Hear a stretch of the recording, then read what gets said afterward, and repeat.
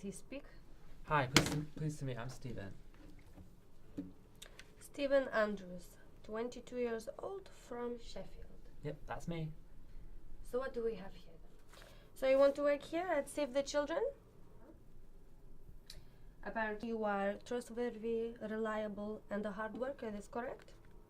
Yeah, indeed, so I hope. I'm looking at your past jobs, Stephen. A bin man when you were 18, and before that you worked in charity. Well, when I left school, I thought I'd be best served to helping underprivileged children and adults. But at 18, you know how it is. You need an income, and the bin man thing just came about at the right time, I guess. So you think you're charitable, a kind heart, a lifesaver? So you think you can give good advice to people in difficult situations? Well... Everybody is having children these days. No wonder they are all on the streets, for God's sake. It makes our lives so much more difficult here. Problem child after problem child. So much death, so much bad advice. And you think that you can just work with this here? Yes, definitely. Stop. And the bin man is hardly the kind of stuff we're looking for in this company, is it? But it shows that I'm willing to do a job regardless of what it is. What the hell is that supposed to mean? You consider this just a job? Oh no, miss. I mean that I'm a hard worker and I'm up for any job. I really want to help the children and families. You don't know anything about what it's like to give advice to people here in these jobs. And here, you are competent in management? Well, yes. When working with the children and adults, I was in a short management role. I was in charge of looking after them and making sure their welfare was good and everything was running smoothly. And your university qualifications? It says you have a first in drama, so you are an actor, no?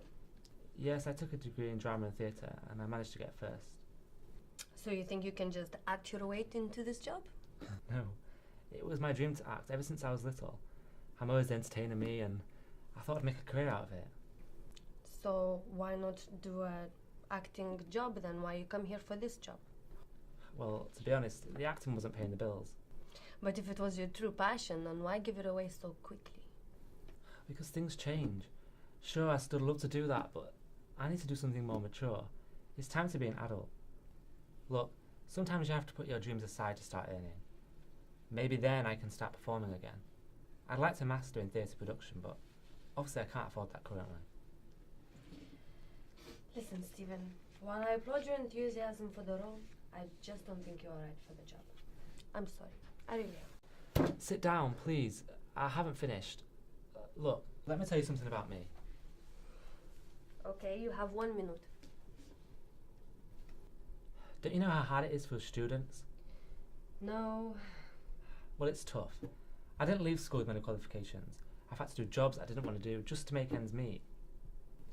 Why don't you just go and ask your parents for help then? Because I live in the real world with all due respect. My dad was made redundant 2 years ago, and that was before the accident. What accident? My parents were in a car crash. My dad was left with brain damage. He's in a wheelchair and needs 24-hour attention. And I need this job because I can't afford that care without it, or a roof over our heads without some sort of income. What about your mother? Can she not cope on her own? My mother didn't make it after the crash.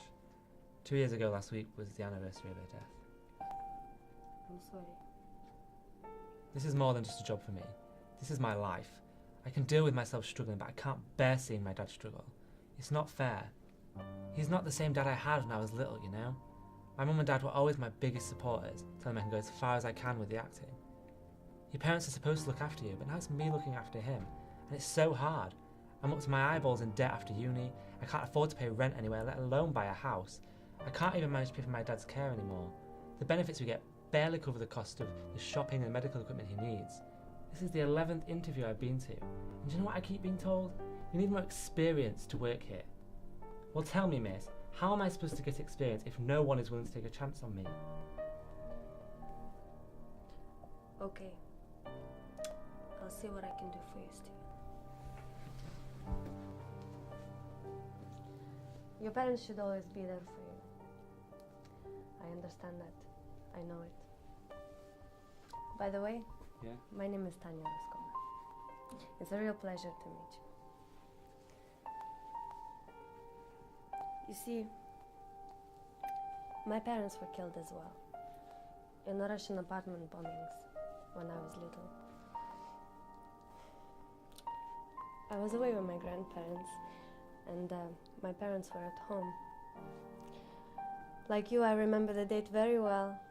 9th of September 1999, in Moscow. So I know how hard it is. And I never thought I could meet somebody who I could connect with, you know? Yeah. I guess life shouldn't be thrown away. We need to treasure it and care for it. That's why I want this job and why I think I'm so good at it. And your parents, even though they are not here anymore, you know that they still love you, still care for you. Yes?